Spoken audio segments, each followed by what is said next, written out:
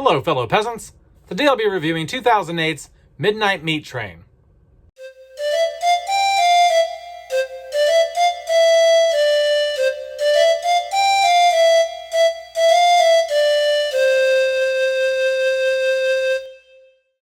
Alright guys, so I just got done watching 2008's Midnight Meat Train. What's it about? It stars Bradley Cooper. He plays a struggling photographer. His goal, his passion as an artist is to show the grit, the underbelly, the soul of the city. He has a meeting earlier in the film with someone who's highly esteemed in the art industry in the city, and they tell him, look, it's good, but you need to go out and get the good stuff. You got to go check out the gritty, real deal shit in the city. Like, don't come back until you got something that's real juicy.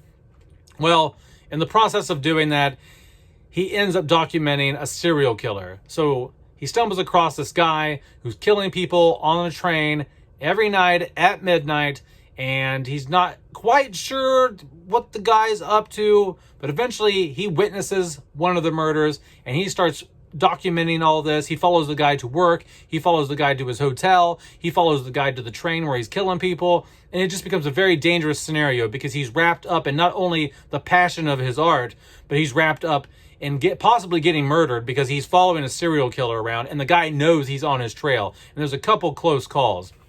So that's roughly what is happening in this movie. What do I like? What do I not like? What I like, first of all, is what I just laid out. You have a passionate photographer who gets wrapped up in wanting to show the soul, the grit, the underbelly of the city. And in the process, he gets intertwined in this serial killer's web of murders. And it's just, it's great. It's an awesome thriller for the most part. There are a lot of things in this that I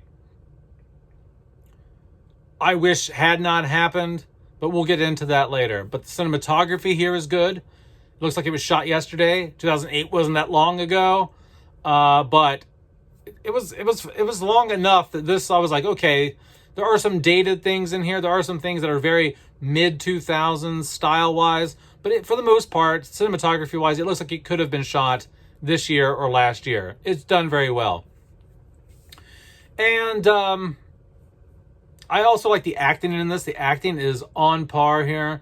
Everyone has a great performance. The killer in this movie is just strong. He's big. He's brooding.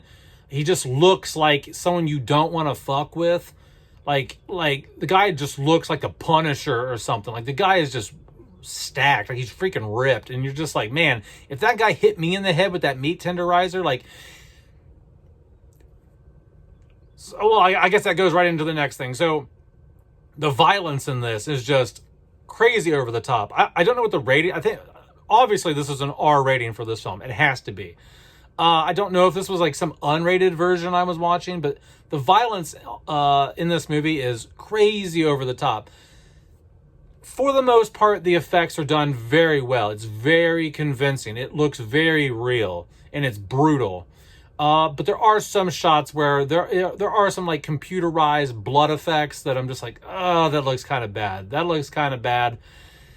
I would say the violence, the practical effects and all that, the kills in this, 80% of the time they're on point. 20% of the time you're like, that looks kind of bad. That looks kind of shitty. But for the most part, they work. Let's get into what I don't like about the film. What I don't like is the explanation for what is happening. It's not just he's following this serial killer. It's unfortunately the serial killer works for a very small society who sacrifices human beings to this species that lives underground. And they do that because they don't want that species, who's been around supposedly since before humans, to rise up, come up into the city, and kill everybody, eat a bunch of people. So to, satiate or whatever their appetite, they sacrifice humans every night to this underground species. That was a big letdown for me. Because I'm just like, man, this would have been so much cooler if he'd have just been a serial killer, right? Like, because now he's technically a good guy because he's saving the world by killing these people and sacrificing them to the underground reptilian whatever they are, okay? Like some Illuminati conspiracy shit, okay? Even the cops are in on this. I mean, like, so I was just kind of like, oh man, really? And I thought it might be going that way.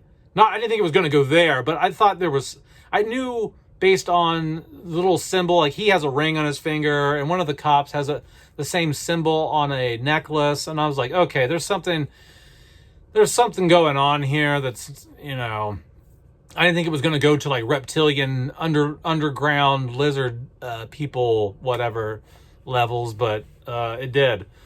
So this movie would have been so much better if that was not a factor in this. If it had just been that the guy on the train was a serial killer, that would have made the movie like probably a 8.5 out of 10 for me. But this Illuminati underground monster sacrifice explanation at the end knocks this movie down to like a 7 out of 10. Okay? Still not horrible, but it's a 70%. It's a C minus in my opinion. When it could have been a solid B. What else do I not like? Like I said, some of the effects in this are just subpar. You have a lot of CGI blood shots in here. The movie works better when you're not watching the killings. There's so much more tension and mystery, and you want to figure things out. And it's actually just creepier when they're following him around through the streets or something like that. Like, because of how sometimes the effects are not done so well, and how over the top the violence can be sometimes, I think that the movie is better when the violence is off screen and there's just genuine tension between them following him around, doing detective work, you know what I mean? That's where the real entertainment lies, in my opinion, and the tension. But like I said, I mean, the effects are good. I liked the effects for 80% of the time. The effects are good. It's just I don't need that amount of violence. You know what I'm saying? Like, does that make sense? It's kind of like, I know that a positive was the violence, but I'm talking more of like the accomplishment of the effects, not so much the violence itself. So the amount of violence in this is a bit over the top, and it kind of takes away from the serious detective noir thriller vibe of the movie and lands it into like a torture porn kind of like gore nastiness that I just don't care to watch a whole lot. I'm not big into like splatter movies and over the top violent movies. So I hope that helps explain that. But all in all, like I said, 70%, 7 out of 10. I thought it was a decent flick. I just wish they hadn't done the Illuminati lizard people shit at the end. But other than that, I really liked it, guys. I liked it. Would I watch it again? Probably. I'd probably watch it again. I can't say I wouldn't watch it again. It's just not going to be something I got to rush back to. Like, and I might check it out several years down the road. But let me know down in the comments below, guys, what you think about Midnight Meat Train. Have a good one, peasants. Peace out. Bye-bye.